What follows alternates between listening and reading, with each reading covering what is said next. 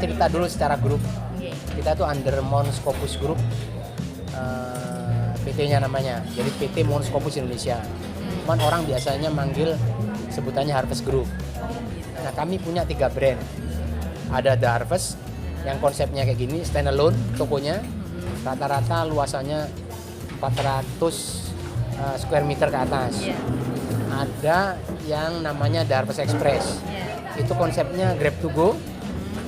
Kebanyakan roti, pastry, kopi, jadi nggak ada tempat duduk.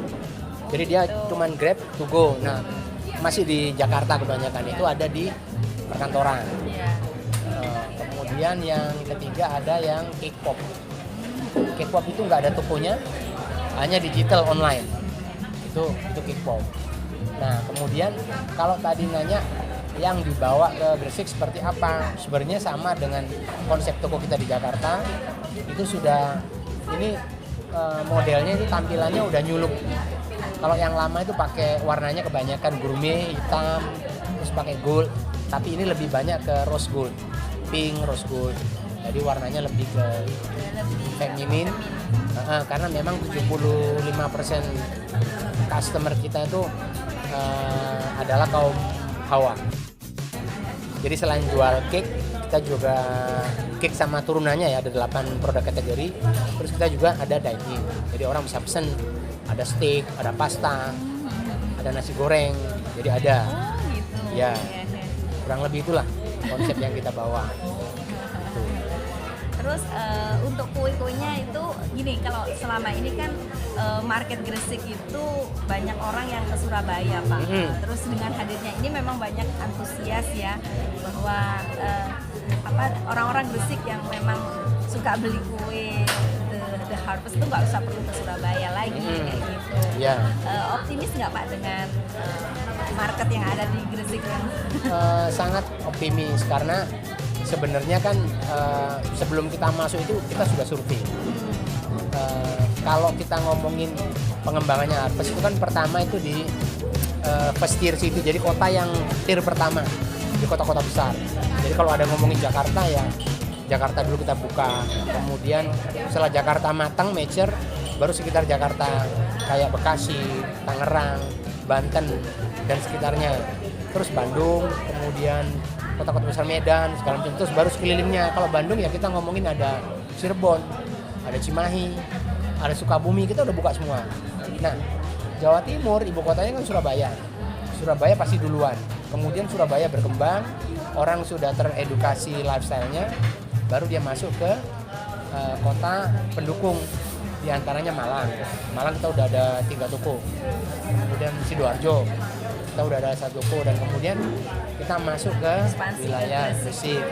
Jadi kalau melihat optimis karena GDP growth-nya kota Gresik itu double digit untuk level tier 2. Nah itu. Kemudian yang kedua kita lihat dan banyak bisnis berskala besar yang dipindahkan ke Gresik. Jadi kalau ngomongin smelter itu kan Freeport ya kan, jadi McMoran kan semua dipindahkan ke sini untuk itu. Terus kemudian nggak hanya Gresik, Lamongan pun ada. Kalau ngomongin Teluk Lamong kan Pelindo bangun pelabuhan bongkar muat. Jadi ekonomi itu pasti tumbuh. Nggak ada alasan pemerintah pusat memindahkan sesuatu itu kalau tidak ada alasan ekonomi yang kuat di balik itu. Itu kira-kira. Untuk Pak di Gresik ini kan walaupun memang banyak memang secara ekonomi masyarakatnya juga tidak begitu menengah bawah, secara income juga lumayan bagus gitu ya. Bener. Soalnya kalau Gresik mesti belanjanya ke Surabaya. Ya. Nah, tapi gaya hidup masih ngopi di pinggir jalan dengan itu atau makan di pinggir jalan itu masih cukup tinggi, Pak. Nah, itu untuk inovasi atau untuk dari The Harvest sendiri itu kita kan menilainya dari lifestyle ya, perjalanan gaya hidup. Itu dari satu kota atau satu budaya itu nggak bisa totally dihilangkan. Jadi kalau misalnya kita berbicara gaya hidup orang ngopi, sebenarnya bukan masalah kopinya, tapi intinya kan orang ngopi itu karena sosialisasi, ngobrol. Kemudian pasti yang kalau ngomongin masuk lagi ke apa barang yang dibeli pasti di harga kan. Otomatis ngopi di pinggir jalan, warung atau sama ngopi di Starbucks akan beda. Nah, tinggal pinter-pinter kita masuk di dalamnya sepanjang esensi yang kita mau gapai itu kan sosialisasinya. Nah, itu pertama. Kedua, sudah pasti ada strata tertentu yang mau mengeluarkan duit untuk gaya hidup itu. Nah, tapi ketiga kita mengkombinasikan, bukan serta-merta karena ada nih kelasnya A sama B. Enggak serta-merta kita jual harga mahal, enggak. Kita siasat dengan value for money. Nah, value for money itu apa? At least kita menjembatani harga itu antara harga yang entry level gitu ya, sama yang luxurious kita nggak masuk ke sana, tapi justru di tengah-tengahnya supaya affordable untuk semua. Nah, itu terbukti efektif, apalagi saat pandemi kemarin kami itu tumbuh double digit. Padahal pandemi ya. Pandemi, yang lain pada tutup, gulung tikar, company-company besar juga hancur, apalagi F&B. Kita enggak, kita justru malah naik. Karena apa? Faktor kunci value for money itu yang kita perhatikan. For money ya? Ya, value for money untuk konsumen. Jadi kalau ngomongin orang yang biasa nongkrong, ngopi, kan kepentingan untuk sosialisasi, itu dulu kita garis bawahi. Oh, saya mau ke Harvest ini untuk ngapain? Ya paling nggak ngajak temen apa, ngobrol. Baru ngomongin nanti yang dipesen apa, mungkin kopi ya.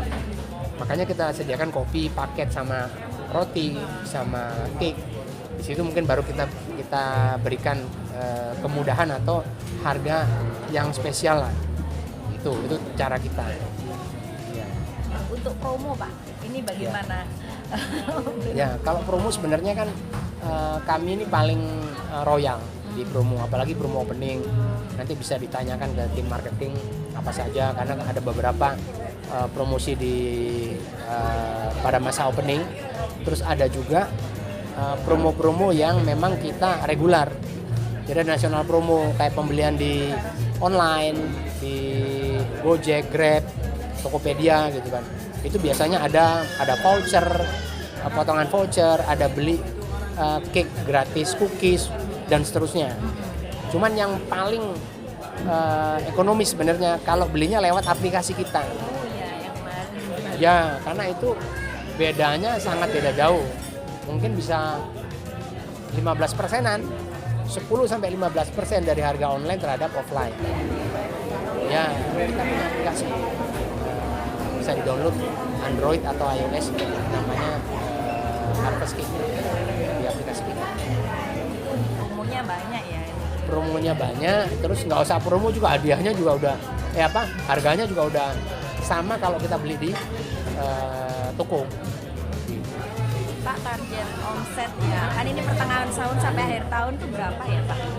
Dengan capaian atau? Mungkin saya nggak nyebut detail angka ya, cuman Gresik itu dari kemarin sebenarnya kita resmi pembukaan kan hari ini, tapi kemarin udah banyak animo, itu justru double dari average daily sales yang kita targetkan. Jadi artinya sangat antusias masyarakat Gresik ini. Jadi makanya saya berharap ke teman-teman tadi kan ini paling nggak menjadi top 3 di Jawa Timur. Harus ngalahin Malang, harus ngalahin Sidoarjo. Period kita itu cepat. Ya, period kami itu rata-rata malah di bawah 2 tahun atau maksimum 2 tahun. Ya, bisa balik modal. Kita terima kasih karena bantuan dari pemerintah daerah, kemudian teman-teman di Muspika, Muspida juga banyak cukup membantu lah sampai kita bisa opening seperti ini. Untuk investasi pemerintah mudah ya perizinannya? Ya, so far boleh saya bilang sih cukup membantu. Mudah. Berarti DPPDC cepat. Ya. Terima kasih Bapak. Ya, sama-sama.